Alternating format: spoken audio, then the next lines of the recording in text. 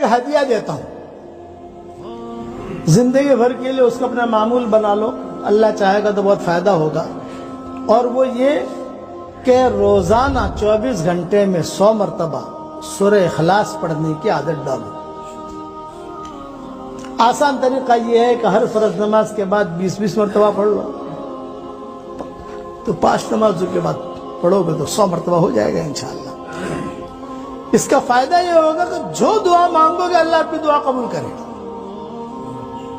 جو دعا مانگو گے، یہ میرا تجربہ ہے۔ سورہ اخلاص کی فضیلتیں تو بہت ہے صحیح حدیثوں میں، اس کا تو کوئی انکار کر ہی نہیں سکتا۔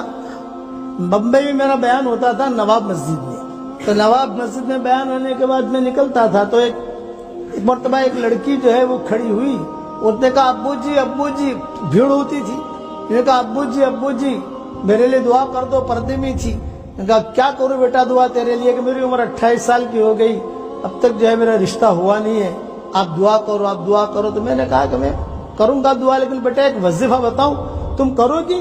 یہ کہا ابو جی میں ضرور کروں گی۔ میں نے کہا روزانہ 100 مرتبہ سورہ اخلاص پڑھنے کی عادت ڈال لے بیٹا، 24 گھنٹے میں ایک ساتھ پڑھنے کی ضرورت نہیں ہے، کبھی 10 مرتبہ پڑھ لیا، کبھی 15 مرتبہ پڑھ لیا، کبھی جو روٹی بناتے پڑھ لیا، کبھی پانی بھرتے پڑھ لیا۔ 100 مرتبہ کا کوٹا 24 گھنٹے میں پورا ہونا چاہیے۔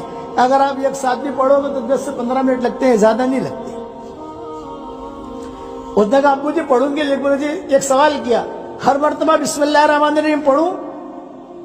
میں نے کہا ہر مرتبہ بسم اللہ الرحمن الرحیم پڑھنا ضروری نہیں ہے، شروع جب کرو تو پڑھ لو بس۔ جیسا بیٹا کھانا کھاتے ہیں تو ہر لقمے پر بسم اللہ نہیں پڑھتے، ہر لقمے پر بسم اللہ پڑھیں گے تو کھائیں گے کیا؟ یہ میں نے سمجھا اس کو، ہر لقمے پر اگر بسم اللہ الرحمن الرحیم پڑھیں گے تو کھائیں گے کیا؟ سورہ اخلاص کا مطلب قل هو اللہ احد اللہ الصمد لم یلد ولم یولد ولم یکن له کفوا احد۔ خیر وہ جو ہے اس نے کہا کہ ٹھیک ہے، میرے ہاتھ میں، اچھا خدا کی شان، جب میں باتیں کر رہا تھا تو میرے ہاتھ میں تسبیح تھی، میری تسبیح۔ میں نے کہا بیٹا یہاں تو پابندی سے پڑھے گی؟ یہ کہا ابو جی بالکل پڑھوں گی، اس لیے کہ مجھے رشتے کی ضرورت ہے، بھائیوں کے ساتھ، بہنوں کے ساتھ، ماں باپ کے ساتھ کب تک میں اپنی زندگی گزاروں؟ میں چاہتی ہوں کہ کہیں میرا ڈھنگ کا رشتہ ہو جائے۔ تو میں نے کہا یہ جو میں نے تجھے وظیفہ بتایا ہے یہ جاندار، شاندار، مالدار وظیفہ ہے، جاندار، شاندار، مالدار۔ جس کو یہ میں نے بتایا اس کی ضرورت اللہ نے پوری کی ہے۔ اور یہ میری تسبیح ہے، یہ میں نے کہا یہ میری تسبیح بھی جاندار، شاندار، مالدار تسبیح ہے۔ یہ میں نے اس کو کہا کہ میری تسبیح جو ہے بھی جاندار، شاندار، مالدار تسبیح، یہ بھی میں تجھے ہدیہ دیتا ہوں، یہ لے تو اس پر پڑھتے رہنا۔ ہاں ابو جی اس نے لیا، اپنے آنکھوں سے لگایا، چلی گئی۔ دوسرے سال میں پہنچا تو وہی لڑکی ایک لڑکا لے کر کھڑی تھی، بچہ۔ اب میں بیٹھا تو کہا ابو جی تصویر دکھا رہی تھی کہ ابو جی، میں نے کہا تو بچوں نے کہا کہ شاید گزشتہ سال والی ہے۔ ہاں بیٹا کیا ہوا؟ یہ کہا ابو جی الحمدللہ جاندار، شاندار، مالدار آپ کا وظیفہ اور جاندار، شاندار، مالدار آپ کی تسبیح، اس کی برکت سے اللہ نے مجھے شوہر بھی دیا، اللہ نے مجھے اولاد بھی دی، اور اللہ نے مجھے بہت مال دیا۔ تو میں نے کہا دیکھ بیٹا یہ اللہ نے مال دیا ہے تو اس کا اسٹاک مت کرنا، اسٹاک کرے گی تو اسٹاپ ہو جائے گا، خرچ کرتی رہنا۔ پھر اس نے کہا کہ ابو جی خوشخبری اور سنو۔ یہ کہا سنو۔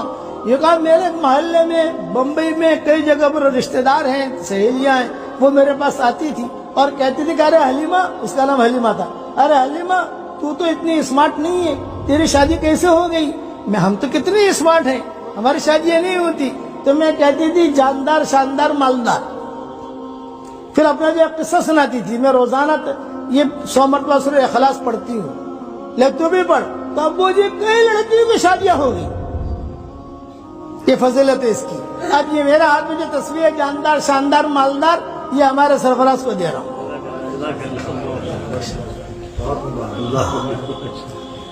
تو یہ آپ لوگوں کو میری طرف سے ہدیہ ہے، پڑھو گے انشاءاللہ۔ 24 گھنٹے میں 100 مرتبہ پڑھنا کوئی بڑی چیز نہیں ہے. اس کے بعد اللہ تعالیٰ سے جو کہو گے اللہ تعالیٰ آپ کو دے گا. اور آج یہ نیت کرو کہ اب انشاءاللہ ہمیں دین کا کام اللہ کے لیے کرنا ہے. روزانہ صرف ایک نیت کرنی ہے آپ کو 24 گھنٹے میں ایک مرتبہ.